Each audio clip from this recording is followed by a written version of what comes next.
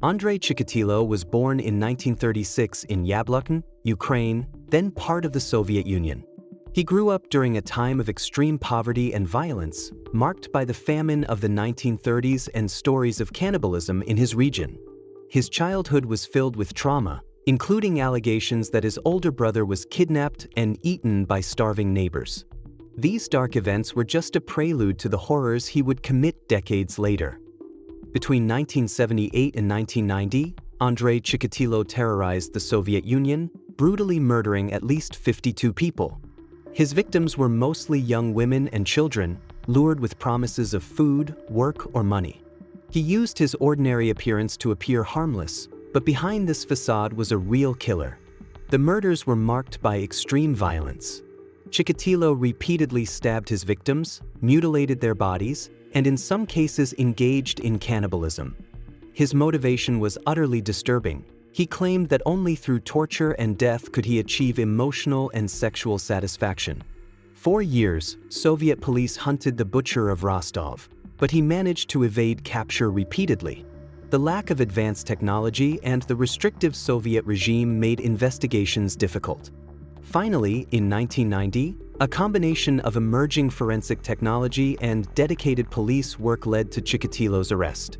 He was caught while trying to lure another victim at a bus stop.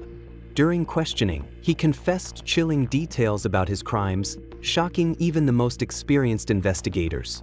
Andrei Chikatilo was tried in 1992, remaining impassive throughout much of the trial. He was convicted of 52 murders and executed by firing squad in 1994. Ted Bundy was born on November 24, 1946, in Burlington, Vermont. At first glance, he seemed like the perfect gentleman, handsome, intelligent, and charismatic. He studied law and worked on political campaigns, presenting himself as a model citizen.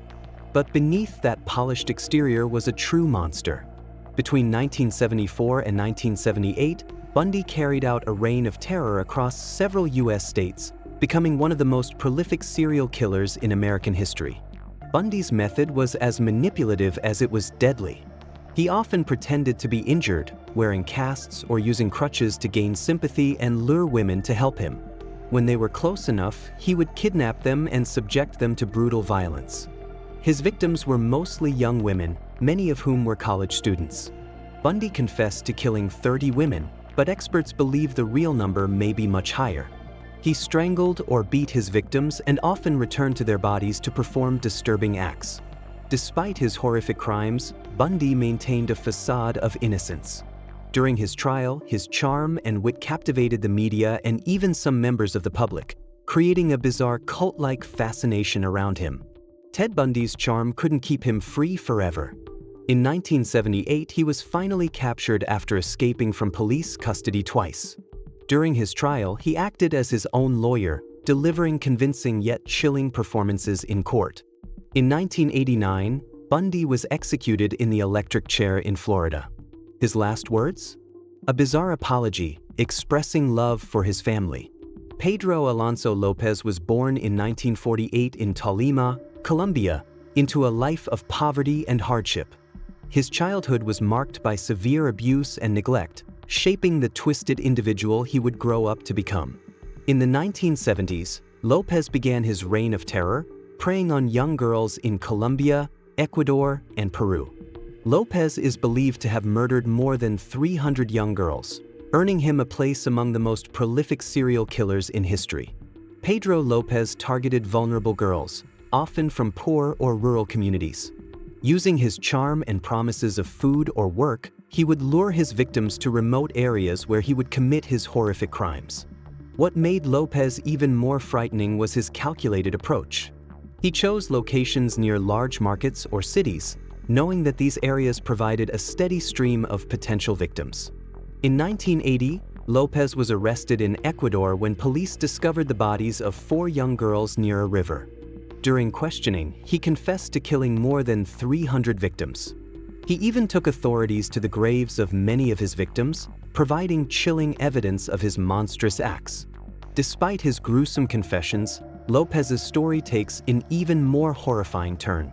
In 1983, he was convicted of 110 murders in Ecuador, but served only 14 years due to the country's laws. After his release, he was deported to Colombia, where he was briefly institutionalized before being released again in 1998. To this day, his whereabouts are unknown, and the lack of justice for his countless victims remains a point of fury. Lopez's case highlights systemic failures in dealing with dangerous criminals and the devastating consequences of weak justice systems. Harold Frederick Shipman was born on January 14, 1946, in Nottingham, England. He grew up in a working-class family and later pursued a career in medicine, becoming an influential general practitioner. At first glance, Shipman seemed the epitome of a trustworthy doctor. However, his dark secret would make him one of the most prolific serial killers in history. Between 1975 and 1998, Shipman is believed to have killed over 250 of his patients, most of them elderly women. Shipman's method was as calculated as it was terrifying. He administered lethal doses of diamorphine, a powerful painkiller, to his unsuspecting patients. In many cases, he altered medical records to make their deaths appear natural. His victims trusted him implicitly, often viewing him as a kind and caring doctor. Shipman used this trust to prey on vulnerable individuals, targeting elderly women who lived alone. The turning point came in 1998, when the daughter of one of his patients became suspicious after her mother, Kathleen Grundy, died suddenly. Shipman had forged Grundy's will, leaving her estate to himself. This discovery led to an investigation that revealed a gruesome pattern of deaths under his care. Harold Shipman was arrested in 1998, and in 2000 he was convicted of 15 murders. However, later investigations showed that his victim count exceeded 250, making him one of the deadliest serial killers of all time. Shipman showed no remorse during his trial and maintained his innocence until his death. In 2004, he was found dead in his prison cell, having hanged himself. Tsutomu Miyazaki was born on August 21, 1962, in Tokyo, Japan. Despite coming from a wealthy family, he had a difficult childhood due to a physical deformity in his hands that left him socially isolated and deeply insecure. This isolation, coupled with his growing obsession with violent pornography and grotesque anime, would lead to one of Japan's most heinous crime sprees. Between 1988 and 1989, Miyazaki abducted and murdered 4 young girls, earning the nickname the Otaku Killer due to his interest in anime and horror media. Miyazaki's victims were all girls between the ages of 4 and 7. He would kidnap them, usually luring them with candy or toys, and take them to secluded areas where he would commit horrific acts. After killing his victims, he would mutilate their bodies and, in some cases, cannibalize them or drink their blood. Adding to the horror, Miyazaki would taunt the families of his victims by sending disturbing letters or even photographs of their children's remains. His crimes shocked Japan, a country known for its low crime rates and social harmony. Investigators found an extensive collection of violent anime, horror films, and explicit material in Miyazaki's home, fueling media narratives blaming the influence of otaku culture for his actions. Tsutomu Miyazaki was captured in 1989 when he was caught attempting to abduct another girl. His trial, which began in 1990, became one of Japan's most infamous legal cases, with Miyazaki showing no remorse and blaming an alternate personality for his crimes. He was sentenced to death in 1997 and executed by hanging in 2008. The case sparked national discussions about mental health, media influence, and the stigmatization of the otaku subculture. Jeffrey Dahmer was born on May 21, 1960, in Milwaukee, Wisconsin. From an early age, Dahmer displayed disturbing behaviors, including an attraction to dead animals and dissection. Despite these early warning signs, few could have predicted the horrors he would commit as an adult. Between 1978 and 1991, Dahmer brutally murdered 17 young men and boys, committing acts of necrophilia, cannibalism, and dismemberment. His story remains one of the most horrific in American history. Dahmer's murder spree began in 1978, when he was just 18 years old. His victims were routinely lured to his apartment with promises of money or companionship. Once inside, Dahmer would drug them, strangle them, and perform horrific experiments on their bodies. One of the most disturbing aspects of Dahmer's crimes was his attempt to create zombies. He injected acid or boiling water into his victims' brains, hoping to render them docile and submissive. When these experiments failed, he resorted to dismembering the bodies, keeping parts as trophies, and consuming others. Dahmer's apartment was later described as a house of horrors, filled with human remains, including skulls, bones, and preserved body parts in jars and his refrigerator. In 1991, Dahmer was finally caught when one of his intended victims, Tracy Edwards, escaped and called the police.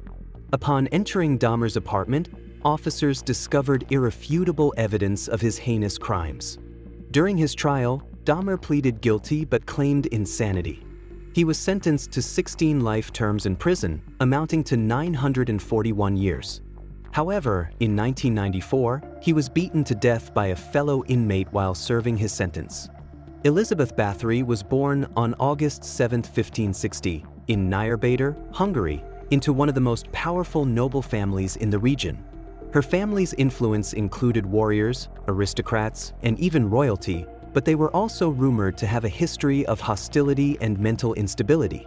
Married at just 15, Elizabeth ruled over vast estates, including Cactus Castle, where she allegedly committed her horrific crimes. Between 1590 and 1610, she was accused of torturing and murdering hundreds of young girls. Legend has it that Elizabeth Báthory believed bathing in the blood of young girls would preserve her youth and beauty. Her victims were primarily peasant girls lured to her castle with promises of work. Once there, they were subjected to unimaginable torture. Witnesses claimed that Báthory used needles, scissors, and even hot irons to inflict pain. Some reports say she bit her victims and forced them to endure freezing or scalding water. The most horrifying claim is that she drained her victims' blood for her infamous baths. While the exact number of her victims is debated, some estimates range from 80 to over 600, making her one of history's most prolific female killers. In 1610, after numerous accusations and mounting evidence, King Matthias II ordered an investigation. Authorities raided Cactus Castle, discovering mutilated bodies and imprisoned girls. Elizabeth was arrested along with several accomplices. Due to her noble status, Báthory was never formally tried. Instead, she was sentenced to life in solitary confinement, walled up inside a small room in her castle. She died 4 years later in 1614. Her accomplices, however, were executed for their roles in the murders. To this day, historians debate the accuracy of the charges against Báthory. Some argue that her crimes were exaggerated or fabricated by political rivals seeking her wealth and land. Regardless, her story has inspired countless myths, horror stories, and even the archetype of the vampire in popular culture. These cases remind us how terrifying reality can be. Which one shocked you the most? Let us know in the comments below. Don't forget to like, subscribe, and share the video. Thanks for watching, and see you next time.